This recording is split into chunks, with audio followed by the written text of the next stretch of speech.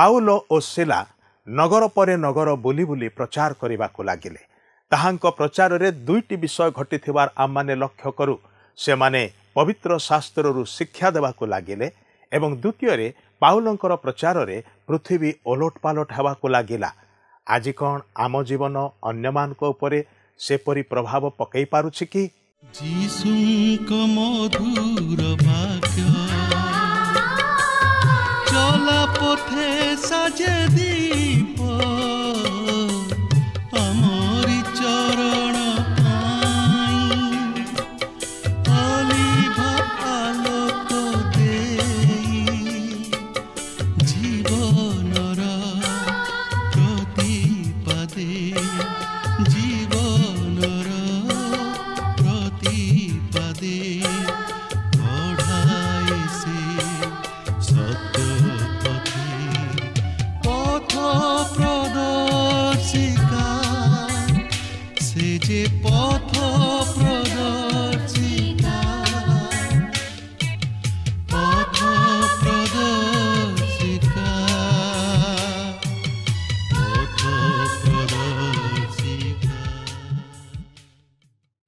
दर्शक बंधु नमस्कार। प्रभु जीशु ख्रीष्टंकर पवित्र नाम रे आपनको ए पथ प्रदर्शिका कार्यक्रम को स्वागत करूछि। मु आशा करे ईश्वरंकर महादया आपण एवं आपणकर परिवार भलरे अछंती। आपण नियमित आममानकर ए कार्यक्रम देखुछंती, एथिरु शिक्षा लाभ करूछंती एवं व्यक्तिगत भाव रे पारिवारिक भाव रे आत्मिक जीवन रे वृद्धि पाउछंती। सेथि पाए आमाने प्रभु को धन्यवाद दउछु।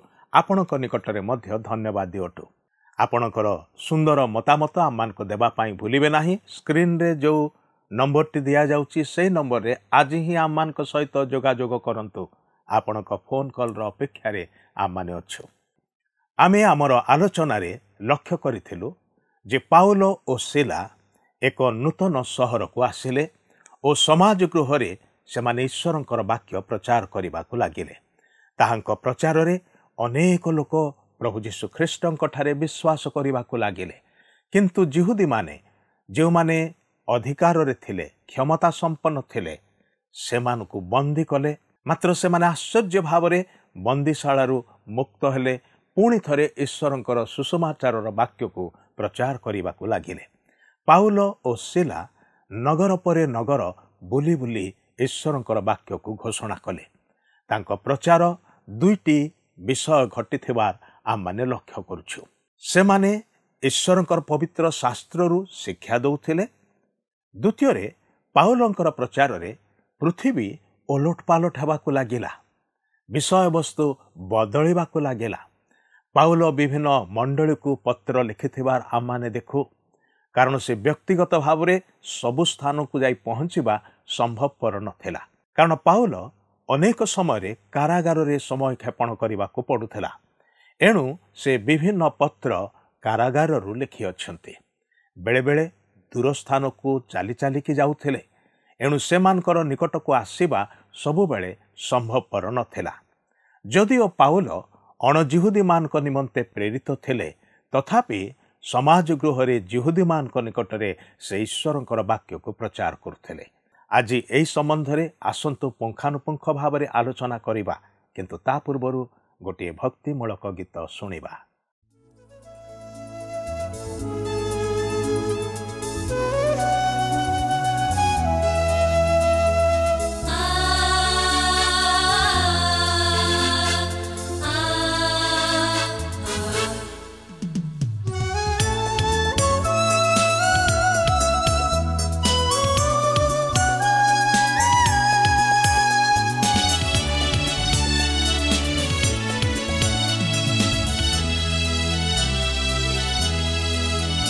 किए सुंदर ठिया स्थाने, किए से ही महाजनता, सेनापति जीशु सोन सिंहासने, किए सुंदर ठिया स्थाने, किए सुंदर ठिया स्थाने।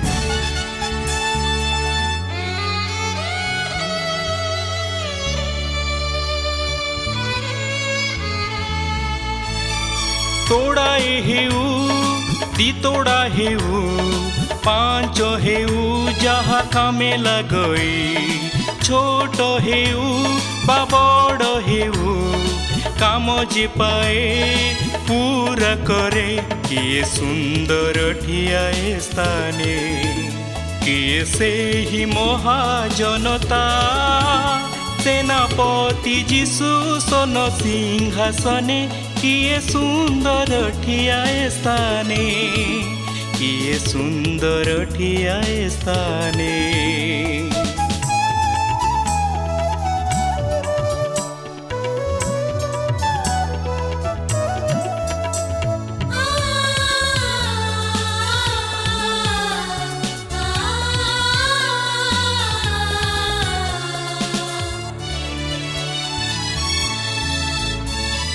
निसंगतारे बा दरिद्रतारे लाजार परी जे ठिया हुए क्षुधारे हेउ तृप्ति रे हेउ विश्वास को जे धरी रखे किए सुंदर ठियाए स्थाने किए से ही महाजनता सेनापति जीशु सोन सिंहासने। आसंतु वर्तमान प्रभुंकर वाक्य मध्य को जीवा। आज आम प्रेरित 17 पर्वर प्रथम पदर आरंभ करी 22 पद पर्यंत अध्ययन करने निमंते जीवा। तेबे आपणक निकट में जदि पवित्र बाइबल कि नूतन नियम अच्छी ताहले मो सहित खोलंतु अध्ययन करंतु। आपणकर मन थिबो गत पाठरे आम देखिथिलु जे पाउल और तांकर सहकर्मी माने जदिओ कारागार रे बंदी होई रहिले मात्र प्रभु सेमानकर प्रार्थना सुनी सेमानकु सेही कारागार मध्यरु मुक्त कले और सेही कारारक्षक को मध्य उद्धार कले। किंतु पाउल और तांकर सहकर्मी माने सेही फिलिपी अंचल परित्याग करी अन्य स्थान को चलीगले। किंतु सेमाने केउं स्थान को गले और कौन कले आसंतु वर्तमान ता अध्ययन करी आलोचना करबाकु जिबा। पाउल वर्तमान मध्य तांकर सेही द्वितीय प्रचार यात्रा रे अग्रसर होउचंती। से वर्तमान थेसलोनिकी बेरोया और आथिनी अंचल को आसी सेही स्थान मानकर सुसमाचार प्रचार करूछंती। जदिओ फिलिपी अंचल रे पाउलଙ୍କ प्रति अनेक ताड़ना घटिला मात्र सेही अंचल रे मध्य मंडली गठित हैला।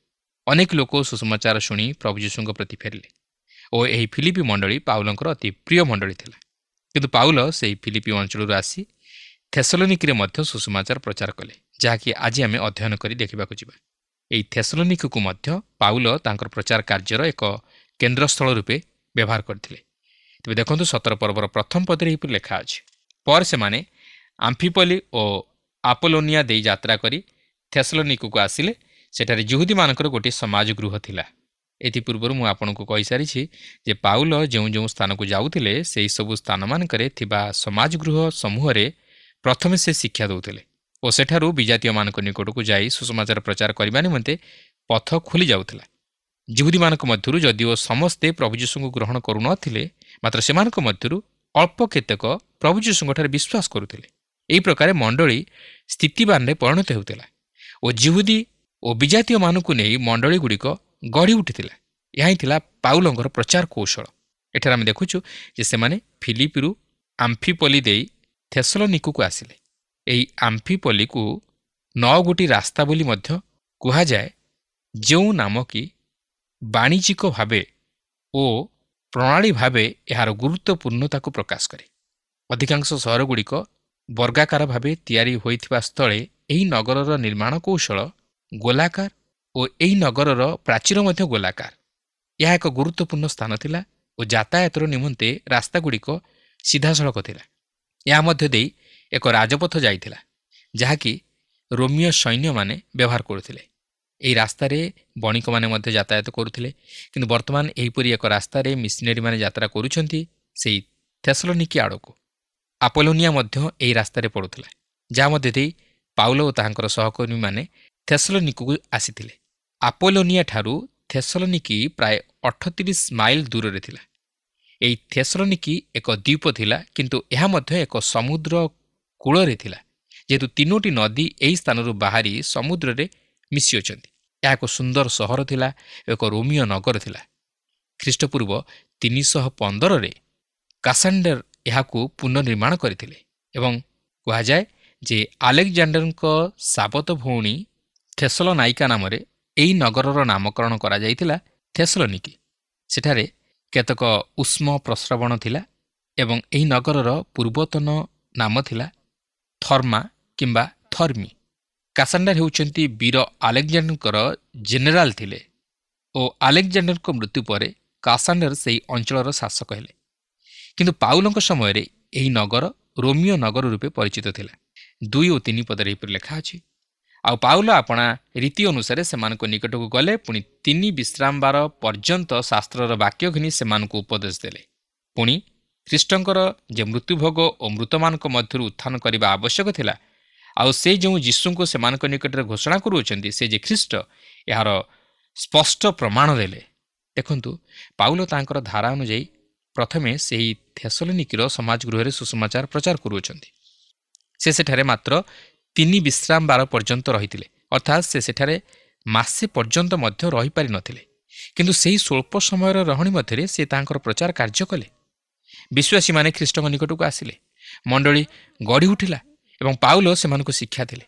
ସେହି ସ୍ୱଳ୍ପ ସମୟର ରହଣି ମଧ୍ୟରେ ସେ ଈଶ୍ୱରଙ୍କର ବାକ୍ୟ ମଧ୍ୟରୁ ଗଭୀର ବିଷୟମାନ ସେମାନଙ୍କୁ ଶିଖାଇଲେ। ଏପରିକି ମଣ୍ଡଳୀର ମଧ୍ୟାକାଶରେ ଖ୍ରୀଷ୍ଟଙ୍କ ସହିତ ମିଳିତ ହେବା ବିଷୟ ନେଇ ମଧ୍ୟ ସେ ସେମାନଙ୍କୁ ଶିକ୍ଷା ଦେଲେ, ଯାହାକି ଆମେ ପ୍ରଥମ ଥେସଲୋନିକୀୟ ପତ୍ରରେ ପ୍ରେରିତ ପାଉଲ ଥେସଲୋନିକୀୟମାନଙ୍କ ନିକଟକୁ ଉଲ୍ଲେଖ କରିବାର ଲକ୍ଷ୍ୟ କରିବାକୁ ପାରିବା।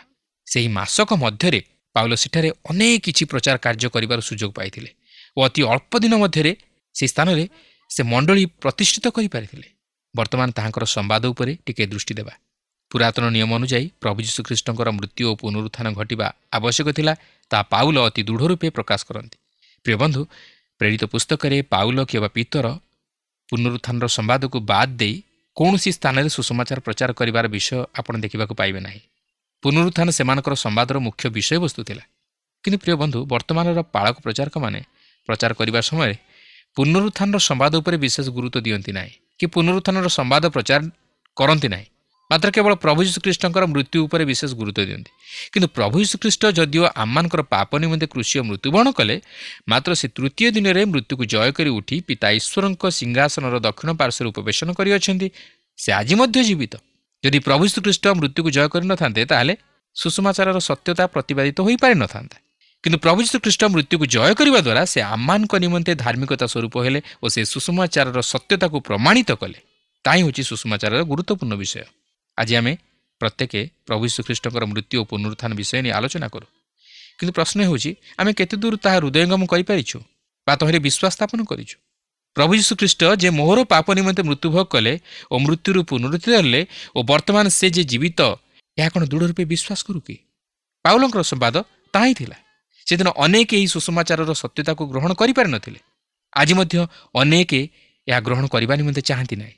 ସେମାନେ ଯଦିଓ ପ୍ରଭୁ ଯୀଶୁଖ୍ରୀଷ୍ଟଙ୍କର ମୃତ୍ୟୁ ଓ ପୁନରୁତ୍ଥାନ ବିଷୟ ଜାଣନ୍ତି ଓ ଶୁଣନ୍ତି, ମାତ୍ର ବିଶ୍ୱାସର ସହିତ ଗ୍ରହଣ କରିପାରନ୍ତି ନାହିଁ। ପାଉଲ 3ଟି ବିଶ୍ରାମବାର ପର୍ଯ୍ୟନ୍ତ ସେହି ଥେସଲୋନିକିରେ ଥିଲେ ଓ ସେ କେବଳ ପ୍ରଭୁ ଯୀଶୁଙ୍କର ପୁନରୁତ୍ଥାନ ବିଷୟ ନେଇ ପ୍ରଚାର କରିଥିଲେ। ତେବେ ଦେଖନ୍ତୁ ସେମାନେ କିପରି ସେହି ସମ୍ବାଦକୁ ଗ୍ରହଣ କରୁଛନ୍ତି। 4 ପଦରେ ଲେଖା ଅଛି, ସେଥିରେ ସେମାନଙ୍କ ମଧ୍ୟରୁ କେତେକ ଜଣ ବିଶ୍ୱାସ କରି ପାଉଲ ଓ ସିଲାଙ୍କ ସହିତ ଯୋଗ ଦେଲେ। ପୁଣି ଜିହୁଦୀ ମତାବଲମ୍ବୀ ଗ୍ରୀକମାନଙ୍କ ମଧ୍ୟରୁ ବହୁ ସଂଖ୍ୟକ ଲୋକ ଓ ଅନେକ ଭଦ୍ର ମହିଳା ସେମାନଙ୍କ ସହିତ ଯୋଗ ଦେଲେ। ଦେଖନ୍ତୁ, ସେମାନଙ୍କ ମଧ୍ୟରୁ କେତେକ ସେହି ସମ୍ବାଦ ଶୁଣି ବିଶ୍ୱାସ କଲେ ଓ ପାଉଲ ଏବଂ ସିଲାଙ୍କ ସହିତ ଯୋଗ ଦେଲେ। ଏହା ହିଁ ସାଧାରଣତଃ ଘଟେ। ଈଶ୍ୱରଙ୍କ ବାକ୍ୟ ଯଦିଓ ସମସ୍ତେ ଶୁଣନ୍ତି, ମାତ୍ର ସମସ୍ତେ ଗ୍ରହଣ କରିପାରନ୍ତି ନାହିଁ। ସେମାନଙ୍କ ମଧ୍ୟରୁ କେତେକ ଗ୍ରହଣ କରନ୍ତି ଓ ବିଶ୍ୱାସ କରନ୍ତି, ମାତ୍ର ଆଉ କେତେକ ଗ୍ରହଣ କରନ୍ତି ନାହିଁ ବା ବିଶ୍ୱାସ କରନ୍ତି ନାହିଁ। ଏଠାରେ ଆମେ ଦେଖୁଛୁ ଯେ ଲୋକ କହନ୍ତି ସେମାନଙ୍କ ମଧ୍ୟରୁ ଅନେକ ଭଦ୍ର ମହିଳା ମଧ୍ୟ ପ୍ରଭୁଙ୍କଠାରେ ବିଶ୍ୱାସ କରି ତାହାଙ୍କ ପ୍ରତି ଫେରିଲେ ଓ ଅନେକ ଲୋକ ମଧ୍ୟ ଫେରିଲେ। ବାସ୍ତବରେ ଏହା କ'ଣ ଚମତ୍କାର ବିଷୟ ନୁହେଁ କି? 5 ପଦରେ ଲେଖା ଅଛି, କିନ୍ତୁ ଜିହୁଦୀମାନେ ଈର୍ଷାରେ ଜ୍ୱଳି ଉଠି ବଜାରର କେତେକ ଦୁଷ୍ଟ ଲୋକଙ୍କୁ ସାଙ୍ଗରେ ଘେନି ଲୋକ ଗହଳ କରି ନଗରରେ ଗଣ୍ଡଗୋଳ ଲଗାଇଦେଲେ। ଆଉ ଜାସୋନଙ୍କ ଗୃହ ଆକ୍ରମଣ କରି ସେମାନଙ୍କୁ ଲୋକମାନଙ୍କ ନିକଟକୁ ବାହାର କରି ଆଣିବା ପାଇଁ ଚେଷ୍ଟା କଲେ। ଦେଖନ୍ତୁ, ଏଠାରେ ମଧ୍ୟ ପ୍ରଚାର କାର୍ଯ୍ୟରେ ପ୍ରତିବନ୍ଧକ ଉପୁଜୁଛି। ଏହା ହେଉଛି ଶୈତାନର କାର୍ଯ୍ୟ। ସେ ଚାହେଁ ନାହିଁ ଯେ ପ୍ରଭୁଙ୍କର ସୁସମାଚାର ପ୍ରଚାରିତ ହେଉ ଓ ଲୋକେ ଉଦ୍ଧାର ପାଆନ୍ତୁ। ତେଣୁକରି ସେ ଏହି କାର୍ଯ୍ୟରେ ପ୍ରତିବନ୍ଧକ ସୃଷ୍ଟି କରେ। ଆଜି ମଧ୍ୟ ଏହି ପ୍ରକାର ଲୋକମାନେ ଅଛନ୍ତି, ଯେଉଁମାନେ ସୁସମାଚାର ଶୁଣନ୍ତି ନାହିଁ କି ଅନ୍ୟମାନଙ୍କୁ ମଧ୍ୟ ଶୁଣିବାର ସୁଯୋଗ ଦିଅନ୍ତି ନାହିଁ। ସେମାନେ ଗଣ୍ଡଗୋଳ ପ୍ରବୃତ୍ତି କରନ୍ତି ଓ ପୁସ୍ତିକାମାନ ଛଡ଼ାଇ ନେଇଯାଆନ୍ତି, ଜଳାଇ ଦିଅନ୍ତି। ଏହାଦ୍ୱାରା ସେମାନେ ପ୍ରଭୁଙ୍କର ବିରୁଦ୍ଧାଚରଣ କାର୍ଯ୍ୟ କରନ୍ତି ଓ ପ୍ରଭୁଙ୍କର ବିରୁଦ୍ଧରେ ଯାଆନ୍ତି। କିନ୍ତୁ ସୁସମାଚାରର ସତ୍ୟତାକୁ ସେମାନେ କେବେ ହେଲେ ଲୁଚେଇ ରଖିପାରିବେ ନାହିଁ। ସମସ୍ତ ପ୍ରକାରର ପ୍ରତିବନ୍ଧକ ସତ୍ତ୍ୱେ ମଧ୍ୟ ଏହା ପ୍ରଚାରିତ ହୋଇ ଚାଲିଥିବ ଓ ଲୋକେ ମଧ୍ୟ ତାହା ଶୁଣି ଖ୍ରୀଷ୍ଟଙ୍କଠାରେ ବିଶ୍ୱାସ କରି ତାହାଙ୍କର ନିକଟବର୍ତ୍ତୀ ହେଉଥିବେ। ହୁଏତ ସମସ୍ତେ ଖ୍ରୀଷ୍ଟଙ୍କର ହୋଇ ନ ପାରନ୍ତି, ମାତ୍ର ଯେଉଁମାନଙ୍କୁ ଖ୍ରୀଷ୍ଟ ମନୋନୀତ କରିଅଛନ୍ତି ସେମାନେ ନିଶ୍ଚିତ ଭାବେ ଖ୍ରୀଷ୍ଟଙ୍କ ନିକଟକୁ ଫେରି ଆସିବେ, ଉଦ୍ଧାର ପାଇବେ। ଏଥିରେ ତିଳେ ହେଲେ ସନ୍ଦେହ ନାହିଁ।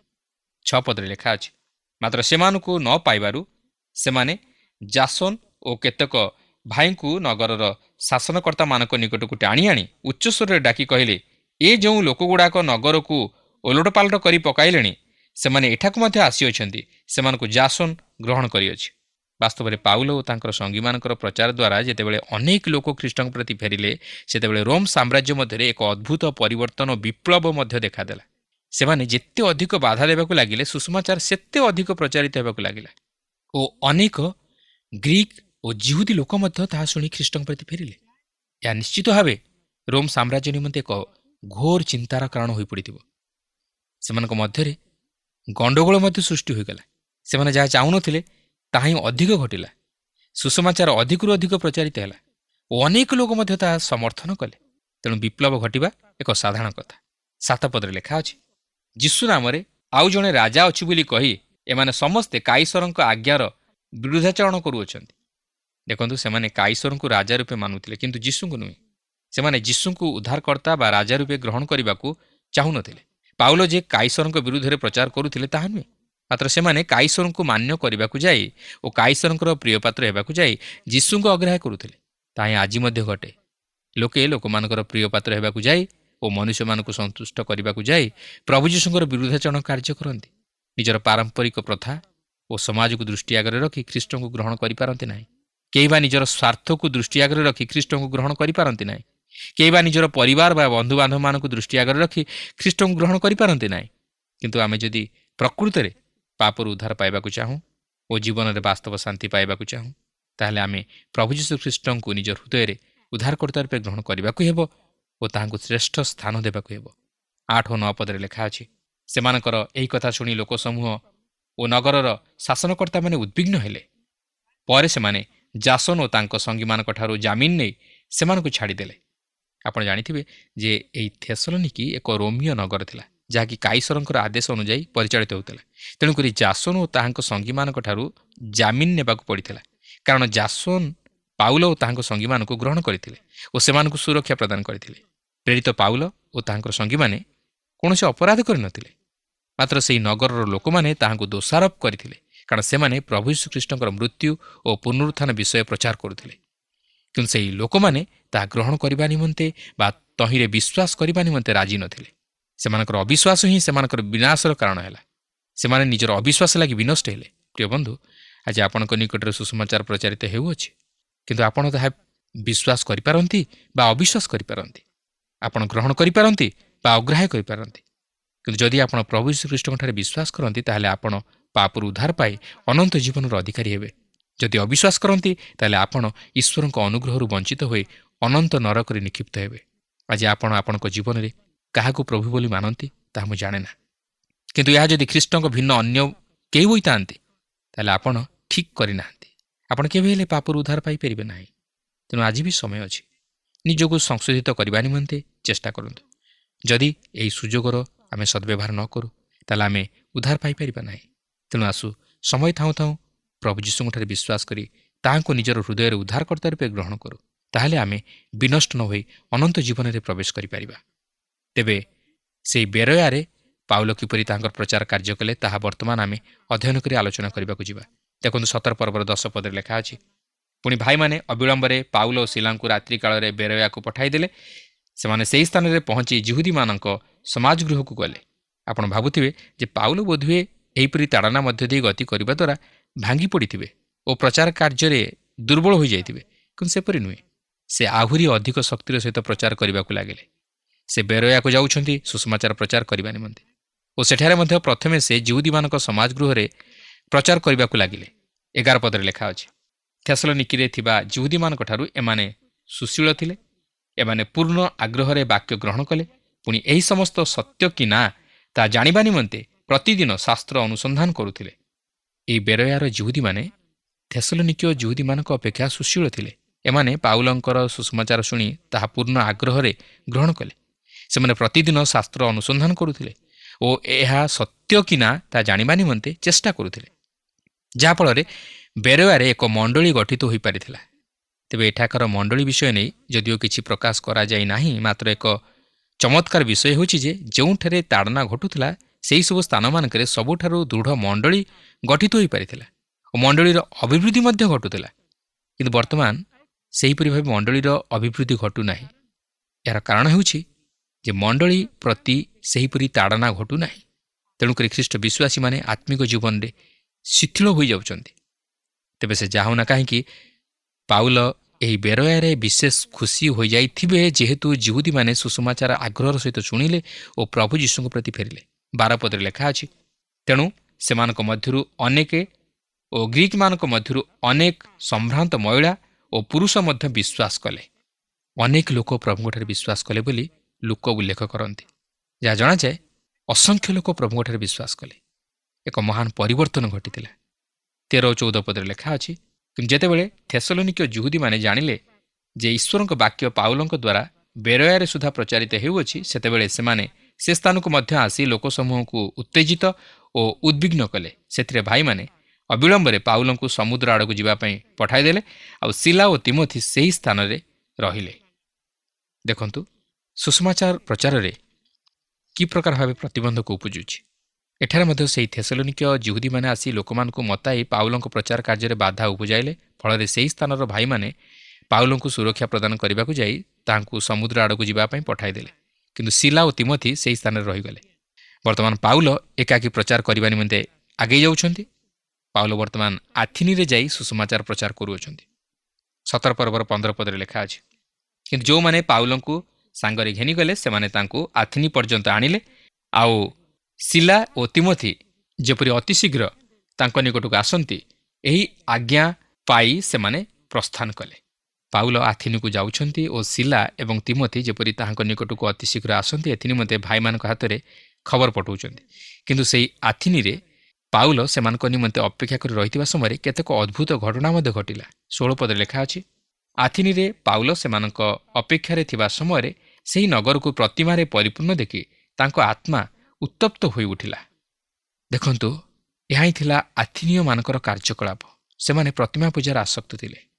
17 ପଦରେ ଲେଖା ଅଛି, ତେଣୁ ସେ ସମାଜ ଗୃହରେ ଯିହୁଦୀ ଓ ଯିହୁଦୀ ମତାବଲମ୍ବୀ ବିଜାତୀୟମାନଙ୍କ ସହିତ ଆଉ ବଜାର ଛକରେ ପ୍ରତିଦିନ ଯେଉଁମାନଙ୍କ ସାଙ୍ଗରେ ଦେଖା ହେଉଥିଲା ସେମାନଙ୍କୁ ଉପଦେଶ ଦେଉଥିଲେ। ପାଉଲ ଏହି ଆଥିନିରେ ମଧ୍ୟ ତାଙ୍କର ପ୍ରଚାର କାର୍ଯ୍ୟ ଆରମ୍ଭ କରିଦେଲେ। ସେ କେବଳ ସମାଜ ଗୃହରେ ନୁହେଁ, ମାତ୍ର ବଜାର ଛକରେ ମଧ୍ୟ ଯେଉଁମାନଙ୍କୁ ଦେଖିଲେ ସେମାନଙ୍କୁ ଉପଦେଶ ଦେବାକୁ ଲାଗିଲେ ଓ ସେମାନଙ୍କୁ ପ୍ରଭୁ ଯୀଶୁ ଖ୍ରୀଷ୍ଟଙ୍କ ବିଷୟରେ କହିଲେ ଓ ସେମାନେ ମଧ୍ୟ ଆଗ୍ରହ ସହିତ ତାହା ଶୁଣୁଥିଲେ। 18 ପଦରେ ଲେଖା ଅଛି, ସେଥିରେ ଏପିକୁରୀୟ ଓ ସ୍ତୋଇକ କେତେକ ଦାର୍ଶନିକ ମଧ୍ୟ ତାଙ୍କ ସହିତ ବାଦାନୁବାଦ କରିବାକୁ ଲାଗିଲେ। ପୁଣି କେହି କେହି କହିଲେ, ଏ ବାଚାଳଟା କ'ଣ କହିବାକୁ ଇଚ୍ଛା କରୁଅଛି? ଆଉ କେହି କେହି କହିଲେ, ସେ ଅଜଣା ଦେବତାମାନଙ୍କର ପ୍ରଚାରକ ହେଲା ପରି ଜଣାଯାଉଅଛି, କାରଣ ସେ ଯୀଶୁ ଓ ପୁନରୁତ୍ଥାନ ବିଷୟକୁ ସୁସମାଚାର ପ୍ରଚାର କରୁଥିଲେ। ଏହି ଏପିକୁରୀୟ ଓ ସ୍ତୋଇକ ଦାର୍ଶନିକମାନଙ୍କର ଚିନ୍ତାଧାରା ଏକ ଅଦ୍ଭୁତ ଧରଣ ଥିଲା। ଏପିକୁରୀୟମାନେ ବିଶ୍ୱାସ କରନ୍ତି ଯେ ଜଣେ ତାହାର ସକ୍ଷମତା ଅନୁଯାୟୀ ସବୁକିଛି କରିପାରିବ ଏବଂ ଏହି ପ୍ରକାରେ ସେ ଶାରୀରିକ ଅଭିଳାଷ ଉପରେ ବିଜୟୀ ହୋଇପାରିବ। ଯଦି ଜଣେ ମଦ ପିଉଛି ତାହେଲେ ସେ ନିଜର ପରିତୃପ୍ତି ପର୍ଯ୍ୟନ୍ତ ତାହା ପିଇପାରିବ।